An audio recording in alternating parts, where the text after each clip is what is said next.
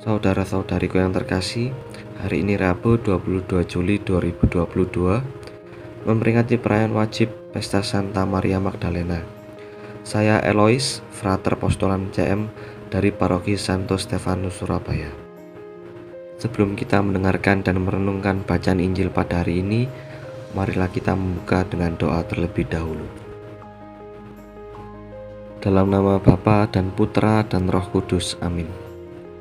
Ya Allah Bapa yang bertakhta di dalam kerajaan surga, terima kasih atas berkat karunia yang telah Engkau berikan kepada kami.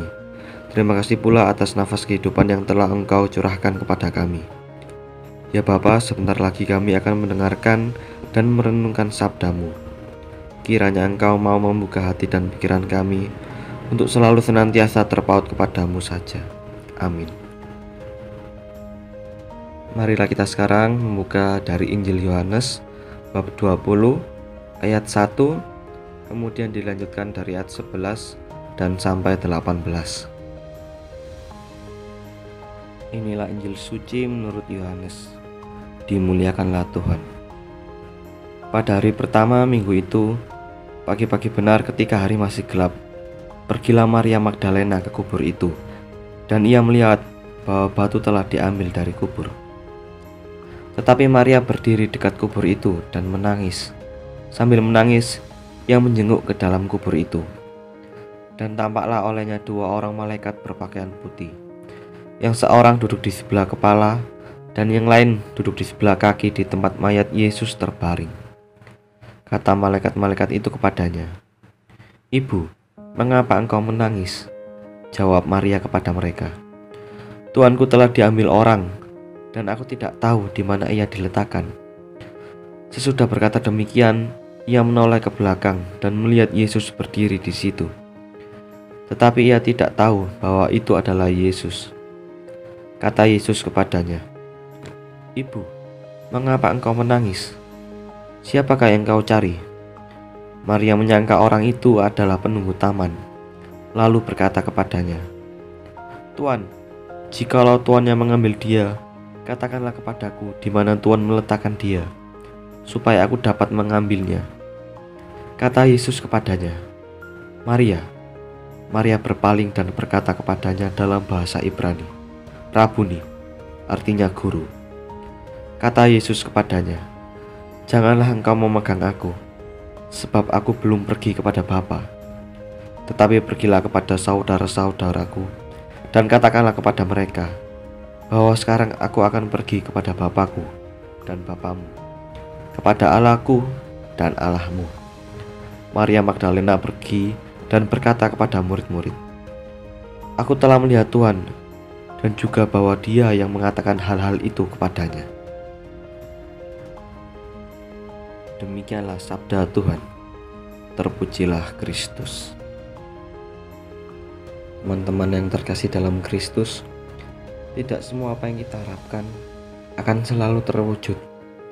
Dan hal tersebutlah yang membuat kita beranggapan bahwa hidup ini penuh dengan masalah. Saat masalah datang, seseorang hanya bisa berdoa kepada Tuhan dan meminta agar masalah tersebut cepat hilang dan terselesaikan. Entah itu masalah perekonomian, masalah dalam hidup berkeluarga, masalah dalam hidup bermasyarakat, dan berbagai macam masalah yang dapat membuat seseorang khawatir. Teman-teman yang terkasih dalam Kristus, doa memang betul dapat digunakan untuk meminta sesuatu, khususnya meminta agar masalah hidup dihilangkan. Namun alangkah lebih baik di dalam doa kita meminta agar kita dapat selalu kuat, berani dan teguh dalam menghadapi suatu masalah. Proses yang menyakitkan untuk menuju sesuatu yang baik akan membuat diri kita selalu ingin berjuang jika ingin mendapatkan sesuatu.